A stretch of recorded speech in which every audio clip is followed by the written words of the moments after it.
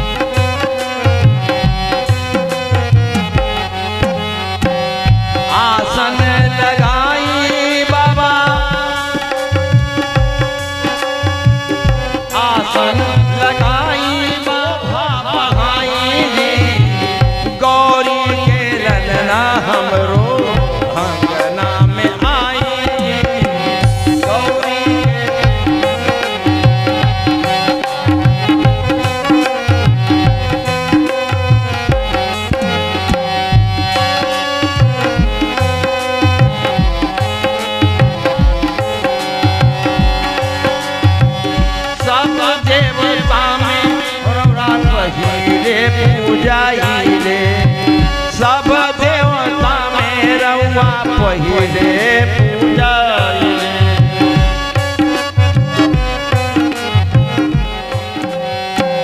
भक्तन के ढेर सुनी देर न लगाइले भक्तन के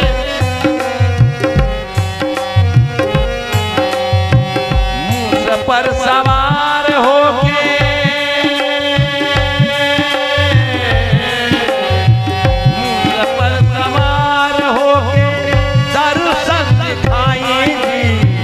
गौरी के ललना हमरो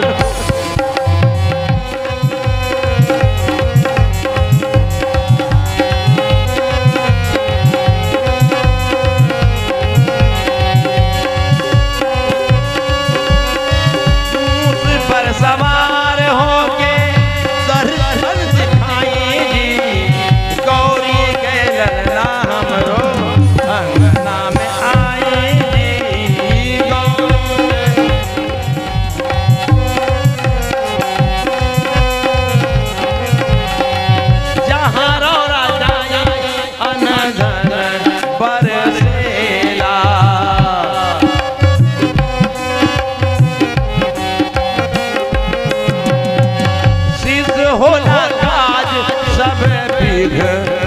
टलेला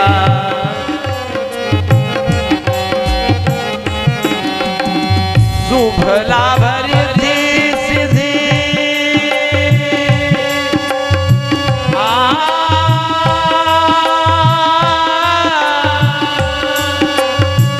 शुभ लाभ रिद्धि सिद्धि शुभ लाभ संग में आई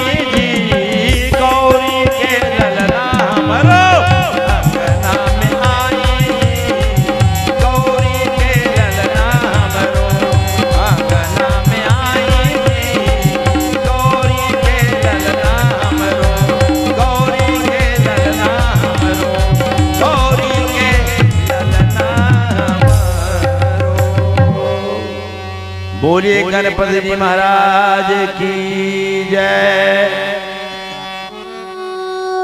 तारम संसार सारम भुजगेन्द्रहारम सदा सतम हृदयारविन्दे भवं भवानी सहितं नमामि।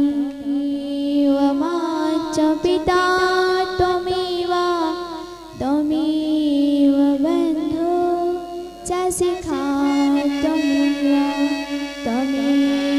विद्या द्रविणमेव त्वमेव सर्वं त्वमेव देव। मन में बसा कर तेरी मूर्ति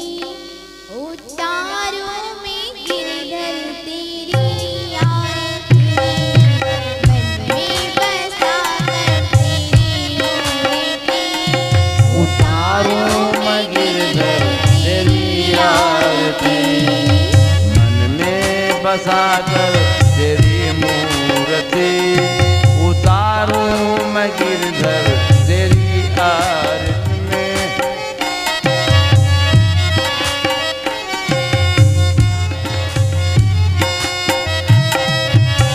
न करो कष्ट हरो ज्ञान दो भगवने। न करो कष्ट हरो पाप दो भगवान। मैं फंसी नाव मेरी तार दो भगवने। अब मैं फंसी नाव मेरी तार दो भगवान। दर्द की दवा तो मेरे पास है। कष्ट की दवा तेरे पास है। जिंदगी दया की है भीख मांगती।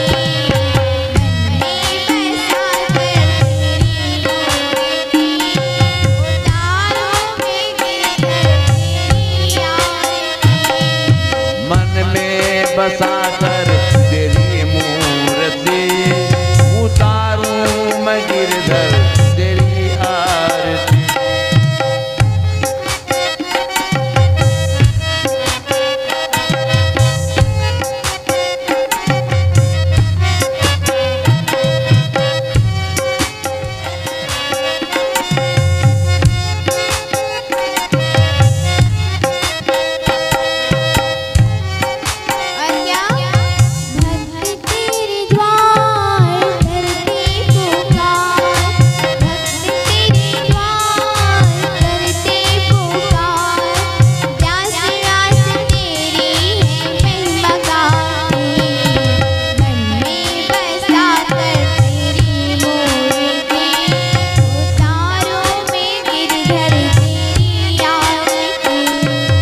मन में बसा कर तेरी मूर्ति उतारूं मैं गिरधर तेरी आरती।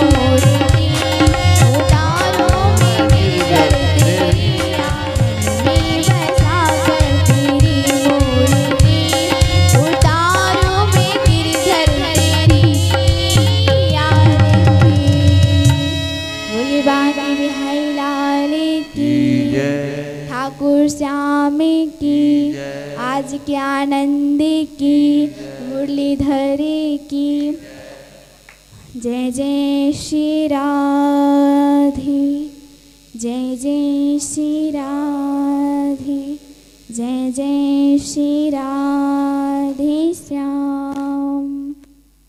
नमः पार्वती पते हर हर महादेव शंभु।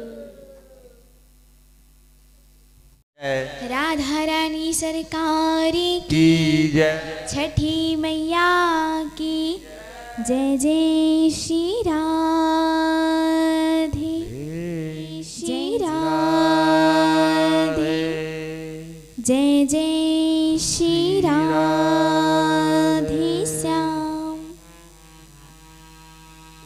हे कृष्णा श्री राधे सभी भागवत प्रेमी को सूचित किया जाता है ये कथा अब आरंभ हो रही है, तो थोड़ा कोशिश करें कि आए जाए। आइए हम सभी समय अनुसार प्रतिदिन की तरह भागवत की कथा श्रवण करेंगे। आइए सभी लोग भगवान को ध्यान में रखते हुए भगवान का मंगलाचरण करेंगे। उस पश्चाताप हम लोग हरि नाम संकीर्तन और फिर आनंद की ओर आगे बढ़ेंगे। आज एक छठ गीत वंदना, फिर भगवान का भजन के बाद एक छठ गीत के बाद कथा की ओर जाए। श्री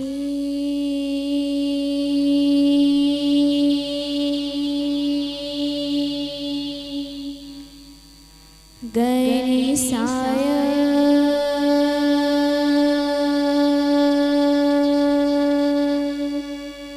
नमः।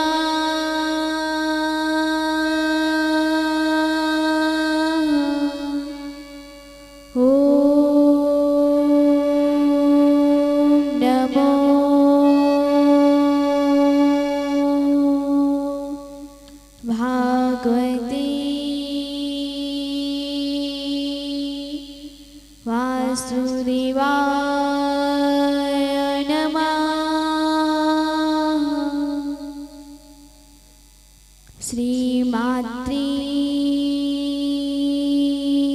पित्रो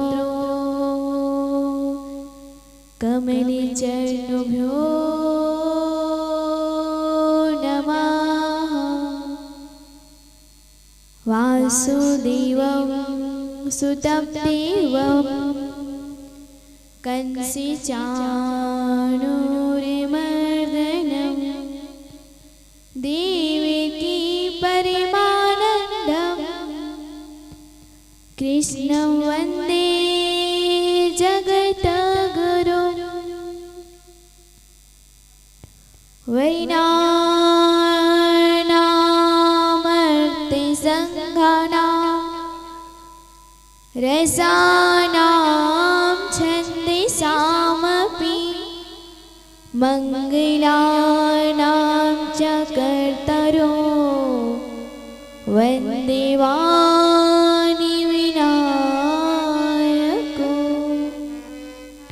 भवानी शङ्करो वन्दे श्रद्धाविश्वासरूपिणो अभ्यां विना पश्यन्ति सिद्धा स्वान्तः इष्टमीश्वरम्। वन्दे बोधमयं नित्यं गुरुं शङ्कररूपिणम्। अमाश्रितो हि वक्रोऽपि चन्द्रमा सर्वत्र वन्द्यते। सच्चिदानन्दरूपाय विश्वोत्पत्त्यादिहेतवे तापत्रय विनाशाय श्रीकृष्णाय वयं नुमः।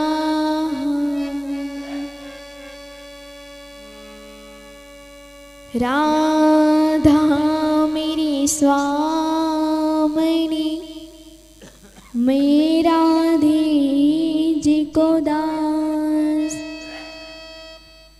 जन्म जन्म मोह दीजियो वृंदावनी को वास। राधा राधा रटते सब बाधा मिट जाए। जन्म कोटि की आपदा राधा नाम सजा। भक्ति भक्ति भगवंत गुरु चतुर नाम वपुई। इनके पद वंदन के लाखों विघ्न दे। आइए हनुमंत पधारे कथा कहो मत अनुसार। प्रेम सहित गाधे धरो गरहन कीजे पहुरे कुमार। राधा मेरी माँ तो है घनश्याम मेरो पिता। इनके चरणों में कोटि कोटि प्रणाम। आए हो तो प्रेम से लो हरि का नाम। आपकी राधिका किशोरी की जय जय राधे श्याम। जय जय राधा रमन जय जय नवल किशोर। जय जय चित्त चोर प्रभु जय जय माखन चोर। बोलिए बाकी बिहारी लाल की, राधा रानी सरकार की, गिरधर गोपाल की जय, राधा माधव लाल की जय। जय जय श्री राम राधे जय जय श्री राधे जय जय श्री राधे श्याम। हरे कृष्णा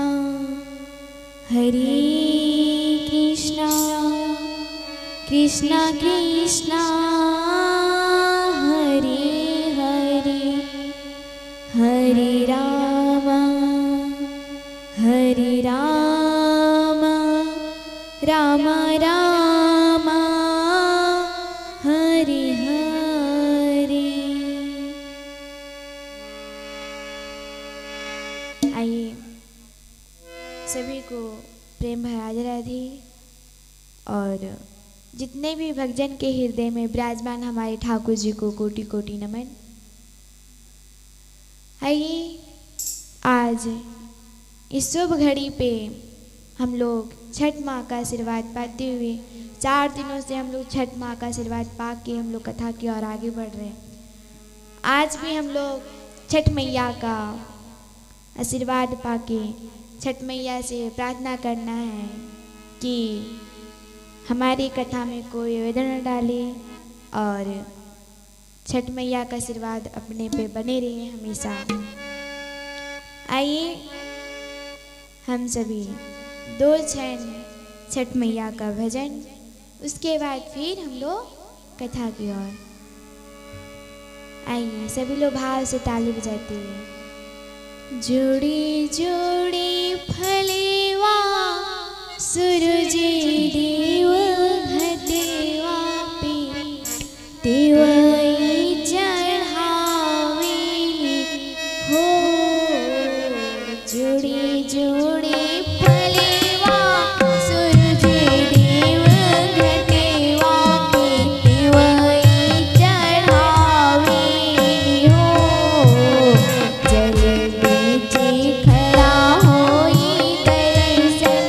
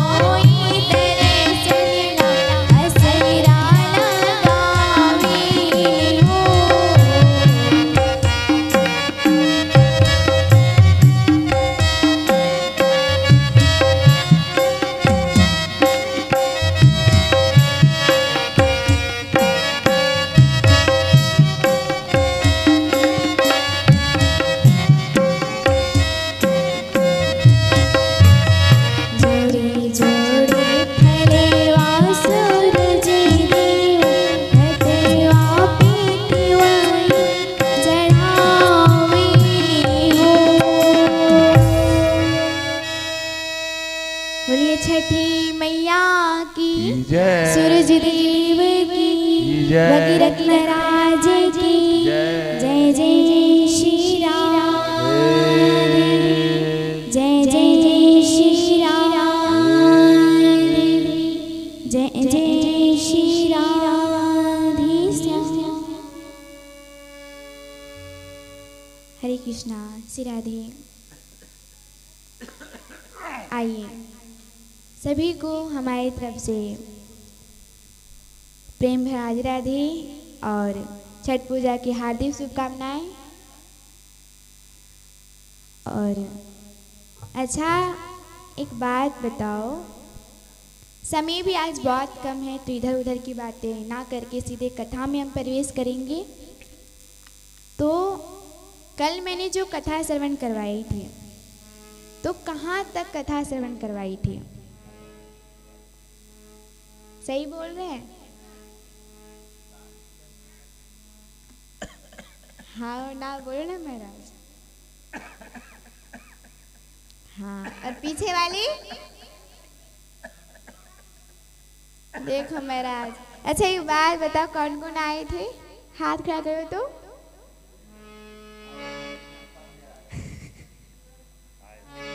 अच्छा, सब आए थे। फिर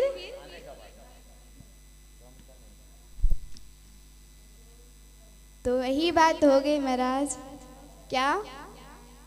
कि वही घोड़ा वही मैदान, हर बार आओ और हर बार चले जाओ, खाली हाथ आओ और खाली हाथ चले जाओ। तो कहते हैं वही घोड़ा वही मैदान, उसका फिर आदत छूटने वाला नहीं है। तो महाराज कहते हैं आदत को छुड़ाना नामुमकिन नहीं है।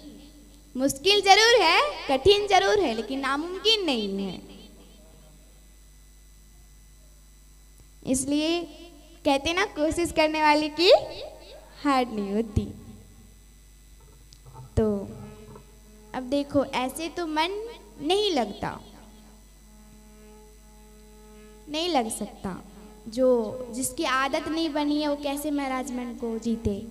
तो मन बहुत चंचल है। ये जो मन है इसको काबू करना बहुत कठिन है। इतना मन चंचल है महाराज कि 2 ही मिनट में आपको आगरा तक पहुंचा देगी और 2 ही मिनट में घर पे वापस। अभी आप इस बैठे बैठे सोचते हो आगरा में हूँ, मन आगरा ले जाता है, ताजमहल ले जाता है, लाल किला ले जाता है, और वहां से फिर वापस यहीं पे।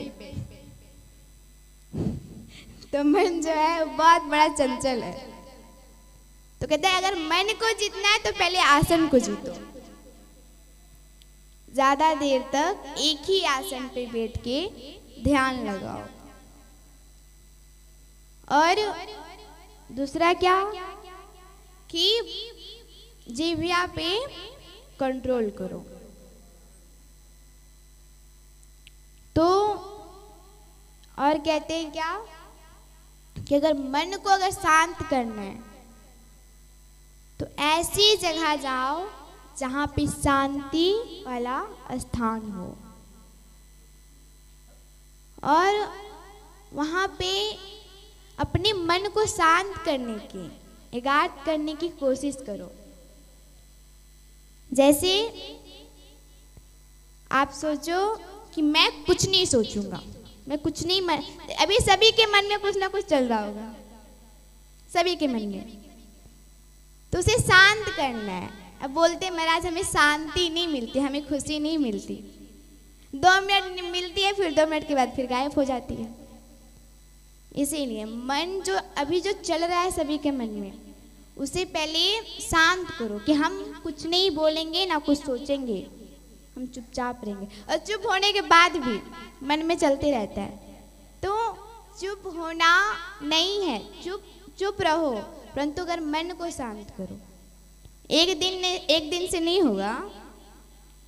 अब देखो, पहले दिन तो लगेगा 1 मिनट कर पाओगे, मैंने भी करके देखा है, 1 मिनट कर पाओगे, उसके बाद फिर लगेगा, फिर सोचा ही जाता है महाराज। ये दिमाग में रहता है, फिट रहता है कि हम सोचेंगे नहीं, फिर सोचा जाता है वही बात। एक दिन यही हुआ, 2 दिन वही हुआ। फिर हमारे गुरुजी ने क्या कहा था कि अगर मन को शांत करना है बेटा तो आंख बंद करके और भगवान का ध्यान करो, तो फिर मन खुद ही शांत हो जाएगा। अब देखो तो कोई माला डाल के चला गया, पता ही नहीं चला हमें भी।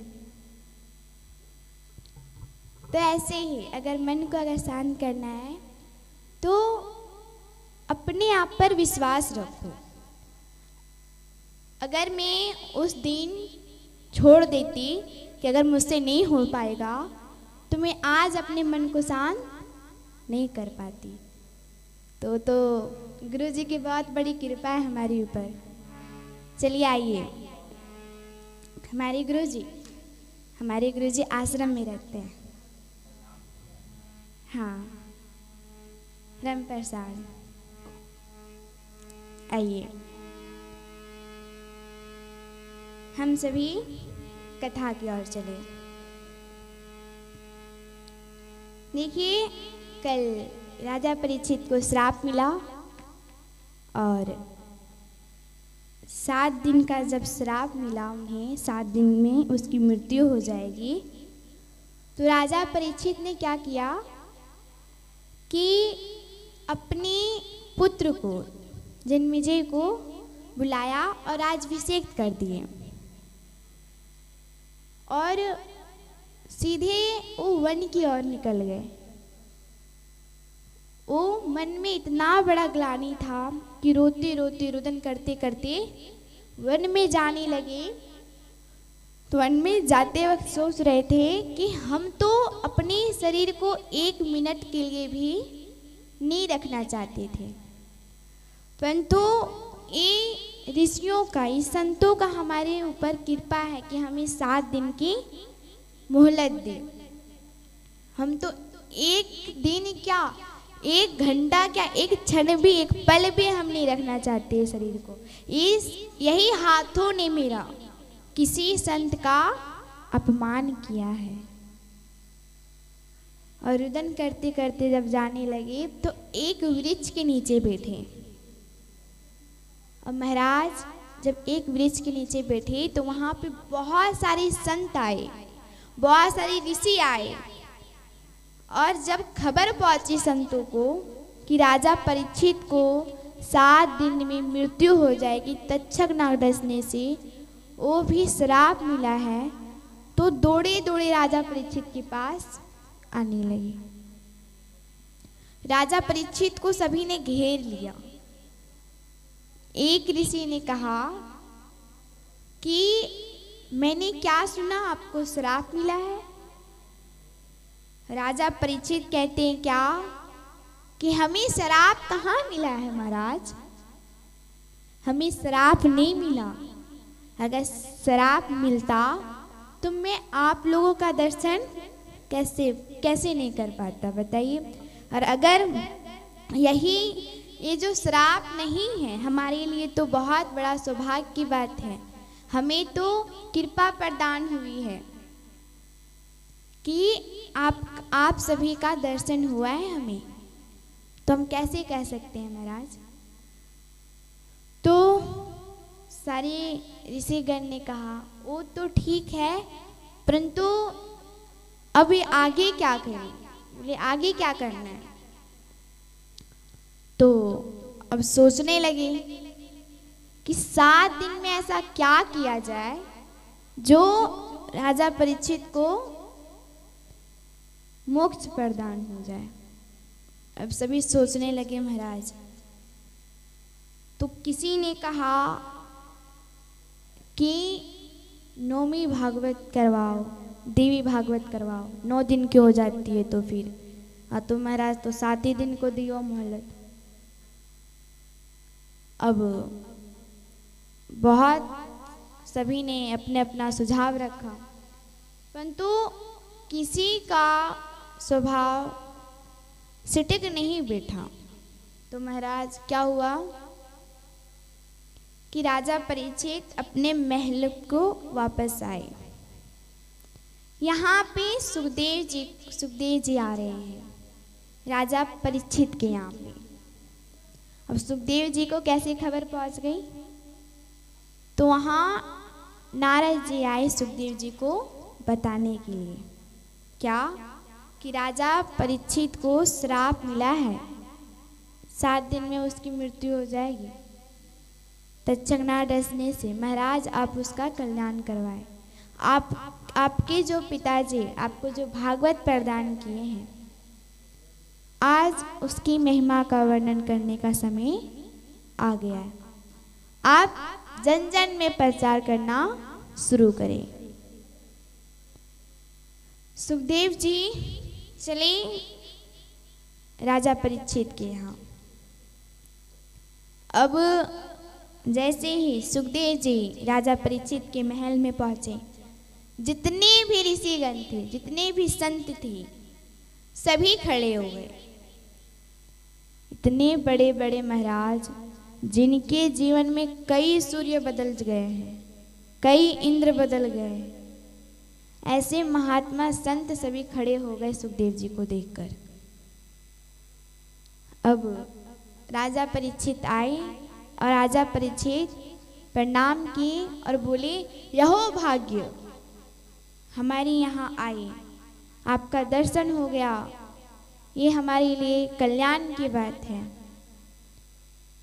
अब बोले राजा परीक्षित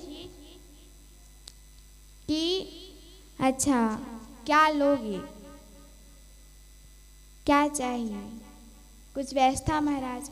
तो वहाँ के ऋषिगण क्या बोले कि सुखदेव जी को व्यर्थ की बातें पसंद नहीं है, आप सीधे सीधे उन्हें बोले। तो राजा परीक्षित कहते हैं महाराज हमें तो श्राप मिला है, परंतु आप इतना हमें बतलाएं कि 7 दिनों में ऐसा कोई चीज हमको श्रवण करवाए जिनसे हमारा कल्याण हो जाए। अब यहाँ सुखदेव जी एकदम गदगद हो गए, प्रसन्न हो गए। अब बोले महाराज आपने ये प्रश्न अपने के लिए नहीं किया है, आपने ये प्रश्न सभी के लिए किया है, क्योंकि सभी को यही प्रश्न होता है कि ऐसा कोई चीज हमको श्रवण करवाए, ऐसा कोई मंत्र हमें दे जिससे हमारा कल्याण हो जाए। तो यहाँ पे राजा परीक्षित श्रवण करवाने लगे। और जब महाराज यहाँ श्रवण करवाने लगे तो कहते हैं राजा परीक्षित पहले नाम की महिमा करते हैं, भगवान के नाम का। तो आता है भागवत में 6वें स्कंध में क्या कि एक अजामिल नाम का व्यक्ति थे और वो ब्राह्मण थे। उसके साथ एक पत्नी और एक बच्चे रहा करते थे। और महाराज क्या हुआ कि उन्हें एक दिन मन में विचार आया कि भ्रमण करने के लिए चले। अब महाराज उसकी पत्नी, उसके बाल बच्चे अजामिल के सब साथ रहते हंसी खुशी से, आनंद से। हुआ क्या महाराज कि जब तक उसकी पत्नी थी, रहती थी उनके साथ, तो उनका मन विचलित नहीं रहता था, एकदम पूजा पाठ धर्म से जुड़ी, सत्कर्म से जुड़ी थी। अजामिल घर से बाहर निकला। घर से बाहर निकलकर कई राज्यों में भ्रमण करने के लिए गया। महाराज जब गए तो वहां पे एक वेश्या को देखा। कहते हैं कि काम और मोह ये दोनों आंखें द्वारा और कानी द्वारा ही प्रविष्ट होती है। अब बोलो कैसे? तो अगर कान के द्वारा अगर गलत संगीत सुनोगे तो फिर मोह प्रविष्ट हो ही जाएगा। और कहते हैं क्या, आंखें द्वारा अगर गलत विचित्र देखोगे, चित्र देखोगे तो फिर काम प्रविष्ट हो जाएगा। यहाँ पे वेश्या को देखा किसी के साथ संबंध बनाते हुए। और महाराज जब एक कौतुक देखा तो उन्हें ना जाने क्या हुआ कि उनका मोह मोह लिया और वो स्त्री के पास गए। स्त्री के पास जाकर कहते हैं कि आप बड़ी सुंदरी हो, आप मुझे बहुत अच्छी लगती हो, क्या हमारे साथ हमारे घर चलोगी, हमारे साथ रहोगी? अब वैसे महाराज क्या सोचने लगी मन में कि अरे मैं किसी और के पास जाती हूँ और ये मेरे पास आया, कितना बड़ा मूर्ख है। तो बोले महाराज नहीं, मैं नहीं जा सकती। अब अजामिल ने कहा कि सुनो, मेरे घर में धन संपत्ति की कोई कमी नहीं है, आपको रानी बना के रखूंगा, कोई कष्ट नहीं होने दूंगा। अब वैश्या जाने लगी हाथ छुड़ाकर। इधर वैश्या सोच रही थी कि हमें रोको। अब महाराज वैश्या देखी कि नहीं रोक रहा है तो वैश्या खुद रुक के कहती है क्या कि श्रीमान जी आप दुखी मत हो, मैं जा सकती थी, आपके घर जा सकती हूँ, परंतु मैं ऐसे कैसे जाऊं, कोई हमारा रिश्ता नहीं, आप अनजान हो, हम अनजान हैं, आप अपने रास्ते, हम अपने रास्ते, तो महाराज आपके यहाँ पे मैं क्यों जाऊं, पहले मुझसे विवाह करना पड़ेगा।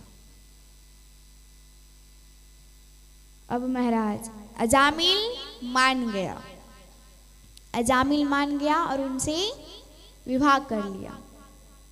विवाह करके अपने घर को लाया और घर में लाकर जैसे ही दरवाजे पे लाया तो दरवाजे पे पहली पत्नी खड़ी थी। पहली पत्नी हाथ में थाली ली, आरती की थाली ली हुई खड़ी हुई है, उसके बगल में एक बच्चा है। और वैश्या जब वो उस स्त्री को देखी तो कहती है ये कौन है, तो कहते हैं ये हमारी पहली पत्नी है महाराज। अब वैश्या भी शांत, वो भी शांत, अजामिल तो देख रहा है दोनों को, एक दूसरे को स्त्रियां देख रही है। फिर क्या हुआ, वैश्या ने कहा कि ये रहेगी तो मैं ना रहूंगी, अब मैं रहूंगी तो ये नहीं रहेगी। अब अजामिल तो संकोच में पड़ गया, परंतु दूसरी पत्नी के प्रति अगर ज्यादा मोह, ज्यादा ही सुंदर में मोह हो गया तो फिर पहली पत्नी का त्याग कर दिया महाराज। फिर वैश्या के साथ रहने लगा। अब रात हुई, फिर सुबह हुआ। सुबह होते ही अजामिल जी का आदत था सीधे मंदिर में जाकर वहां पे माला जाप करते। अब महाराज वहां पे राम राम राम राम कह के माला जाप कर रहे थे। उधर से आकर पत्नी ने माला को ले लिया अपने हाथ में और झोली भी ले ली और कहते हैं क्या, ये पूजा पाठ करने से घर गृहस्थी नहीं चलती, धन चाहिए। अब बोले देवी हमारे घर में तो पूरे ही धन है, पूरे घर से धन संपत्ति से एकदम पूरा भरा हुआ है, फिर क्यों धन लाना, जितना जीवन यापन करने के लिए धन चाहिए उतना हमारे पास है, फिर क्यों चाहिए आपको। अब महाराज बोली क्या कि सुनिए, हमें कुछ नहीं सुनना, आपको धन लाना है, हमें बस धन चाहिए। अब कहते हैं ना लालच, लालच तो जानते होंगे, कितना भी मिल जाए फिर भी संतुष्ट नहीं होते।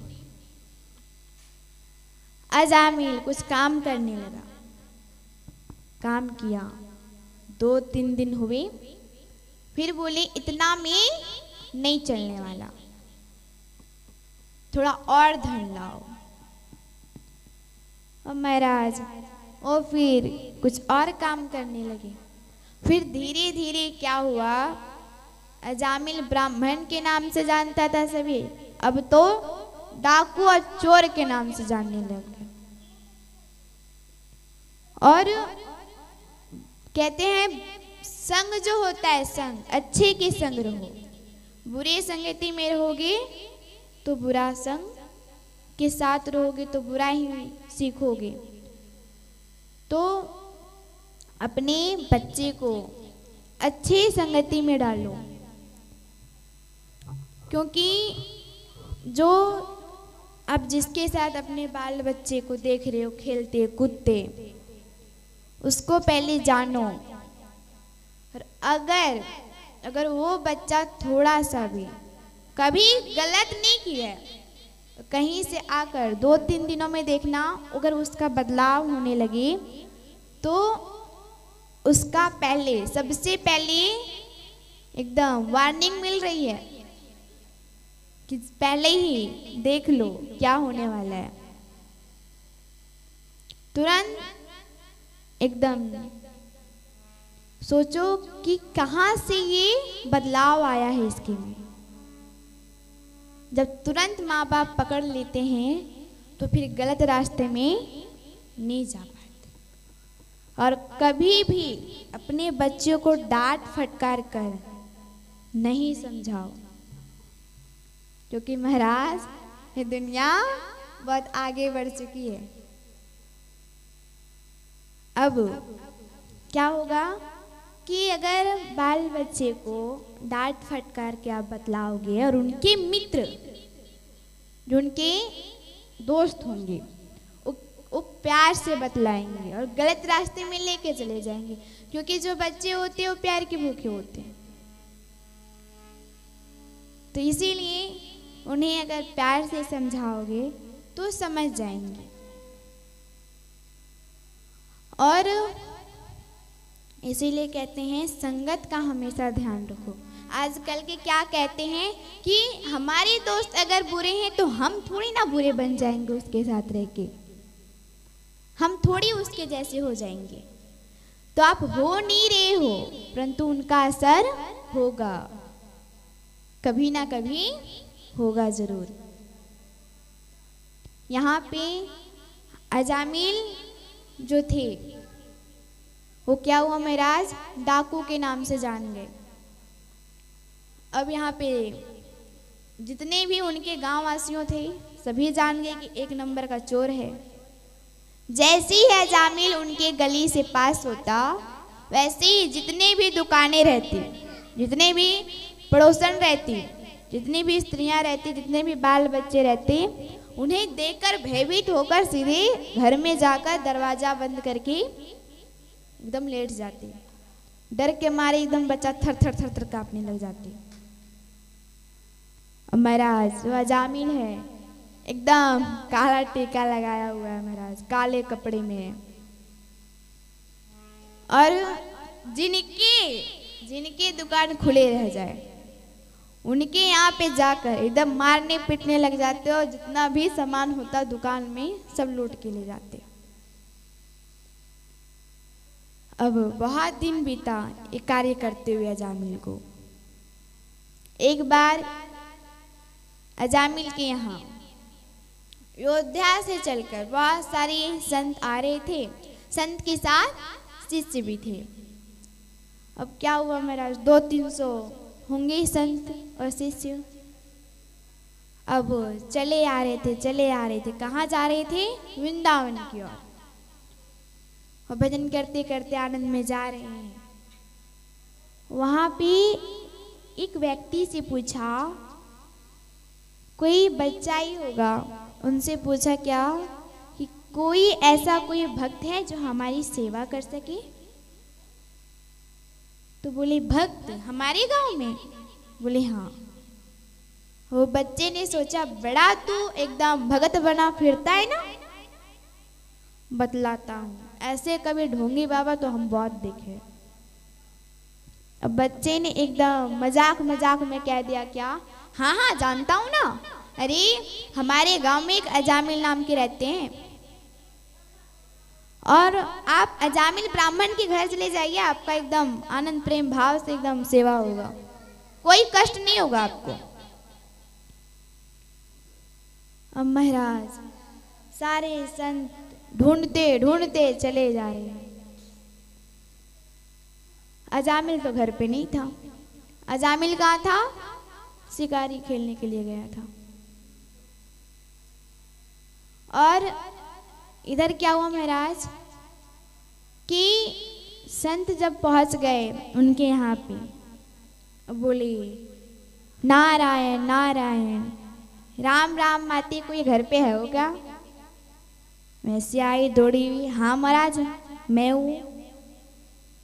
अब बोली अच्छा तो एक बात बताओ बेटी, ये कोई अजामिल ब्राह्मण का घर है क्या? बोली क्यों? बोले कि हम बहुत दूर से आए हुए हैं अयोध्या से, हमारे जितने भी शिष्य हैं वो थक गए हैं, और अब शाम की बेला भी हो गई है, संध्या बेला हो गई, अब रात्रि भी होने वाली है, तुम कहाँ जाएं अपने शिष्यों को लेकर। इसीलिए किन्हीं से पूछा था तो आपके यहाँ पे पता बताया, तो आप कृपया करके अजामिल ब्राह्मण का पता हमें बताइए, आप उन्हीं का घर है ना। अब कहते हैं महाराज देखिए आप कोई गलत पते पे आ गए हैं, ये अजामिल ब्राह्मण का घर नहीं, अजामिल डाकू का घर है। अब सारे शिष्य तो एकदम घबरा गए कि अभी और चलना है। अब गुरुजी से सब कहने लगे नहीं नहीं गुरुजी अब हमसे नहीं चला जाएगा, हम बहुत थक गए हैं।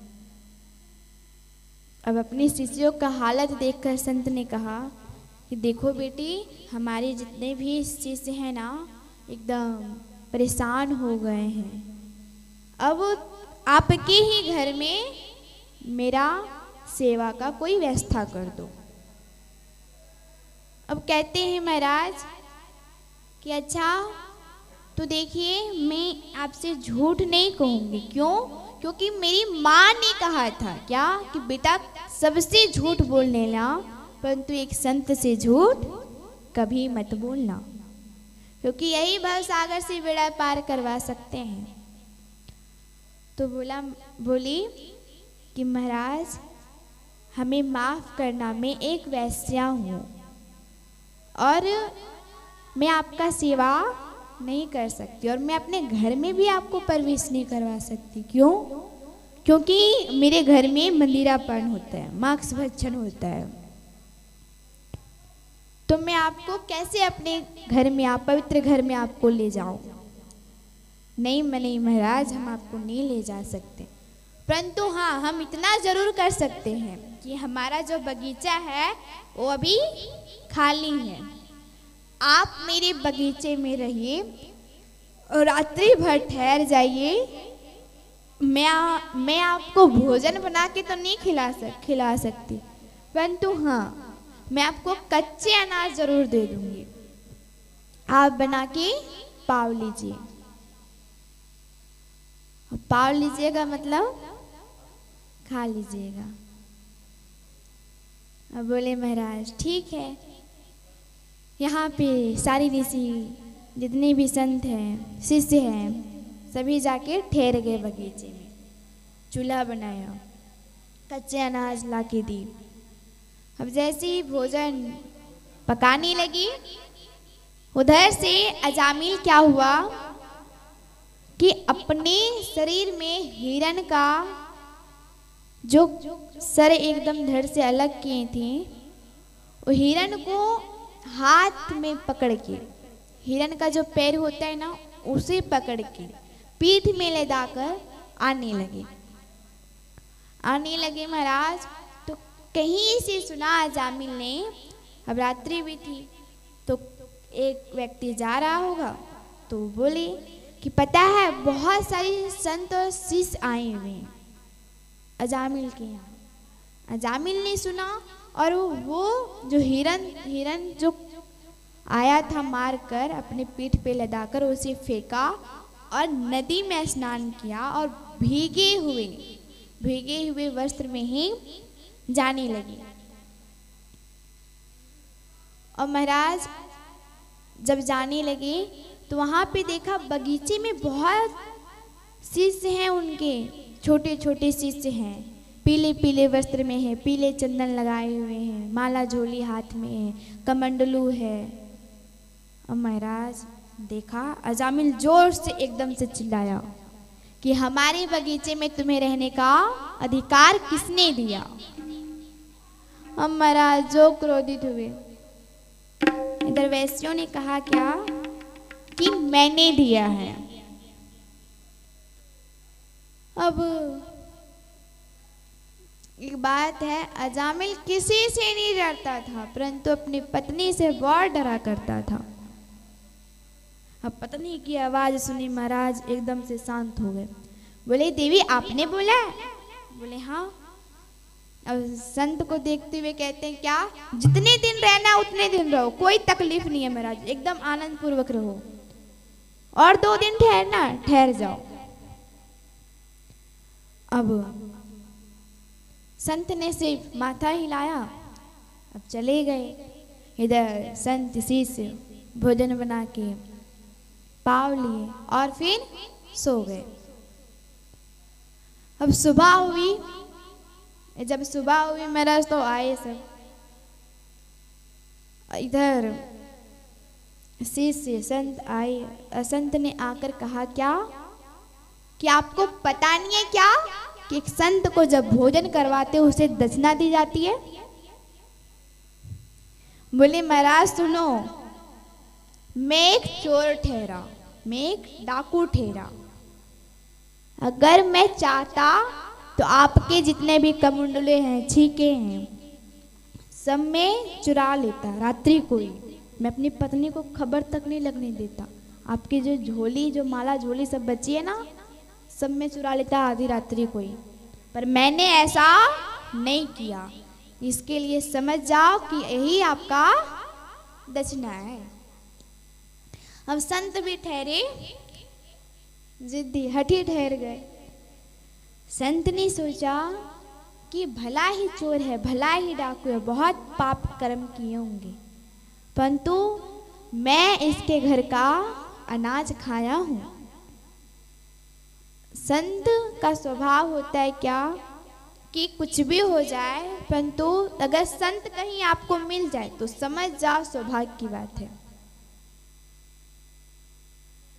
और महाराज संत का क्या स्वभाव है कि एक बार क्या होता है कि एक नदी है, सरोवर है, उसमें संत स्नान कर रहा है और महाराज वहां पे एक बिच्छू डूब गई।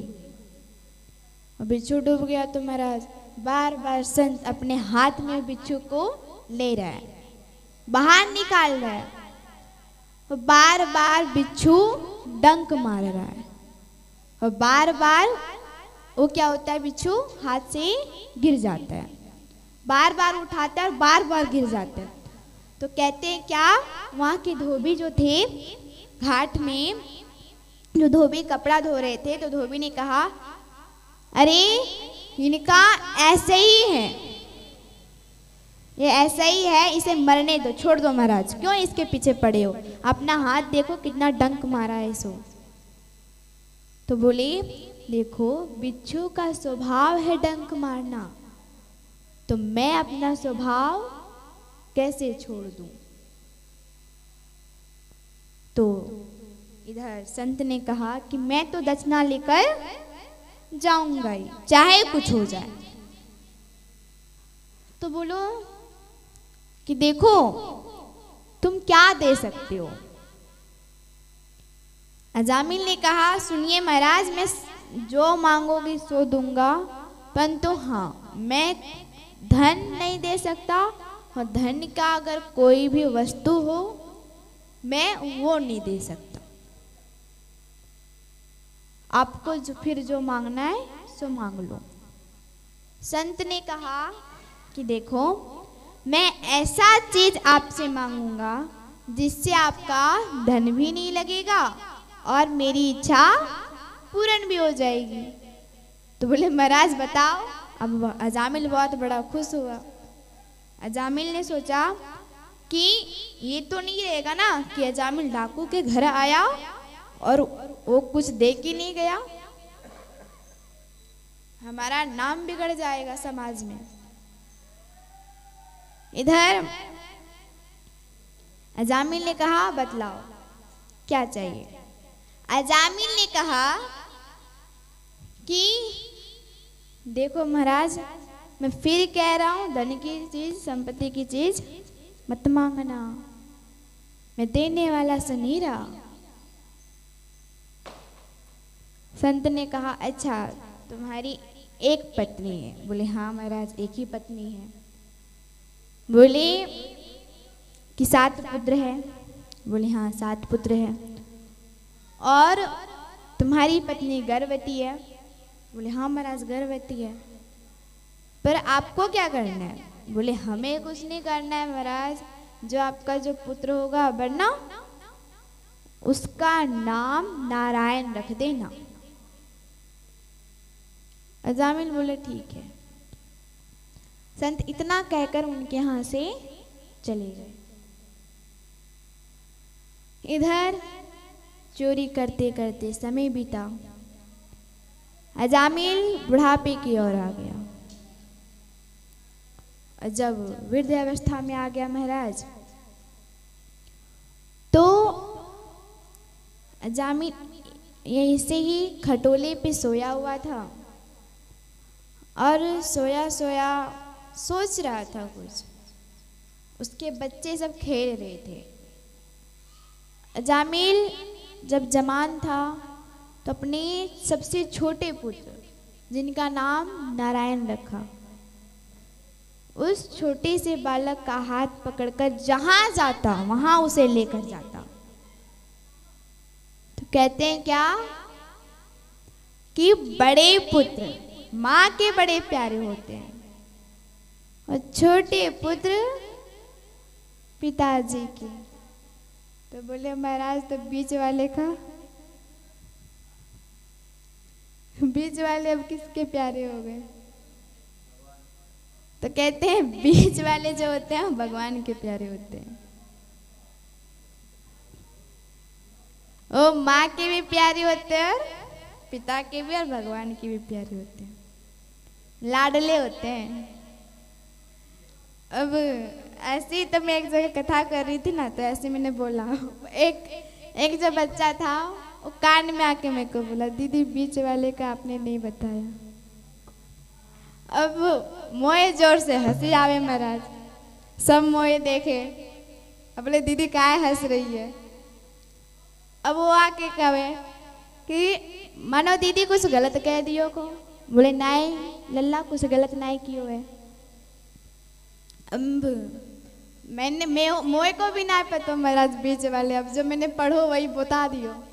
मैंने जो सुना, मैंने जो ज्ञान प्राप्त किया, मैंने उन्हें बता दिया। परंतु मैंने अपने गुरुजी से पूछा था कि बीच वाले का आपने नहीं बताया था गुरुजी। अब यही बात से महाराज एक दिन बहुत हंसी हुई। अब इतने हंसते हंसते सबके पेट दुख गए। तो आज एक हिस्सा यहाँ भी हो गया।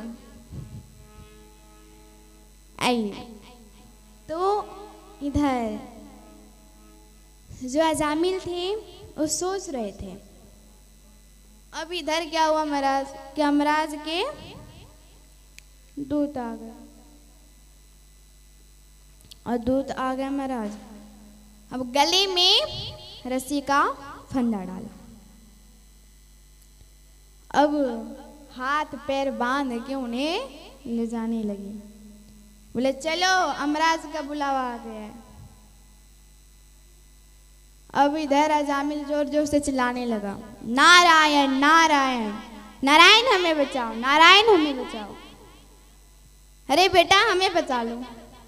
अब भगवान सुने अपना नाम, तो नीचे वाले जो उसके पुत्र नारायण है उन्होंने नहीं सुना, लेकिन ऊपर वाले सुन लियो। नारायण भगवान ने सुना, नारायण भगवान ने अपने पार्षद को भेजा कि जाओ हमारे भक्त कोई कष्ट में। पार्षदों ने कहा कि महाराज आपको बेटा कह के बुलाया, तो बोले कोई बात नहीं, कभी कभी भगवान भी छोटे से लल्ला बन जाते, कभी बड़ों बन जाते, कभी सखा बन जाते, जैसे भाव से बुलाया आप जाओ। इधर पार्षद पहुंचे। अब पार्षद आए तो दूत ने देखा पार्षद को, पार्षद ने देखा दूत को। पार्षद बोला कि आप इन्हें कहाँ ले जा रहे हैं? तो बोले अमराज जी का बुलावा आया है हमारा कि इन्हें लेके जाओ हम लोग, तो मैं इन्हें लेके जा रहा हूँ। वो बोले कि हमारे जगत पिता हमें आदेश दिए हैं कि इन्हें अपने साथ ले जाना। तो बोले महाराज मैं नहीं ले जाने दूंगा। अब दोनों में एकदम लड़ाई छिड़ गई महाराज, अब दोनों झगड़े करने लगे, युद्ध छिड़ी। जो नारायण भगवान के जो पार्षद थे एकदम वीट वीट के एकदम से पुचका बनाए दिया महाराज। वो रोते रोते कहाँ पहुँच गए? अमराज जी के पास। अमराज जी से बोले हाय कितना दर्द दियो है महाराज, आप किसके पास भेज दिए थे हमको ले जाने के लिए? आपको पता नहीं है वहाँ पे कौन आया था? अमराज ने कहा पहले ये बताओ तुम्हारी हालत किसने ऐसा किया है? वो बोला महाराज वही तो बता रहा हूँ, पहले सुनो तो सही। बोले हाँ सुनाओ। तो आप किनके पास भेज दिया था? पता नहीं, कोई बाहर से कोई आया हुआ था और कह रहा था हमको कि मैं इसे अपने साथ लेके जाऊंगा।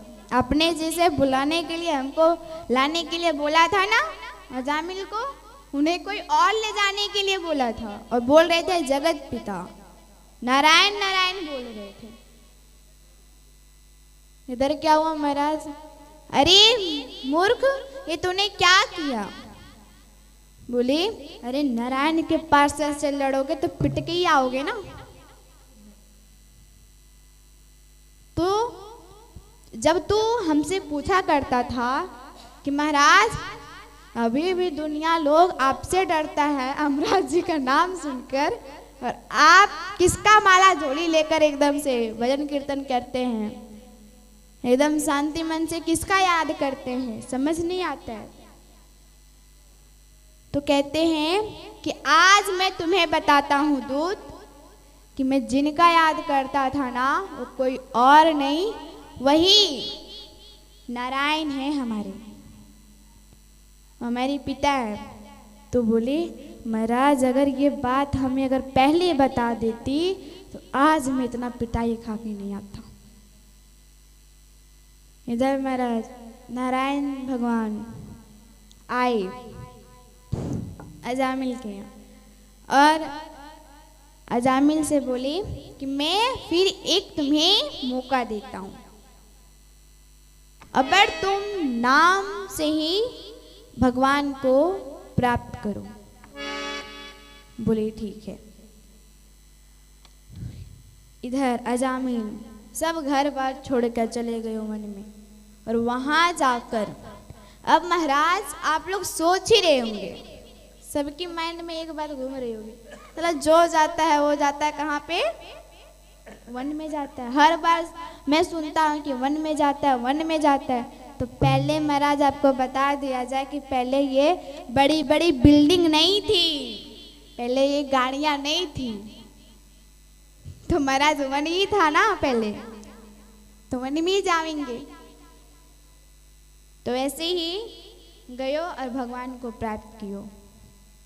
बोलिए बांके बिहारी लाल की, नारायण भगवान की, लक्ष्मी मैया जय।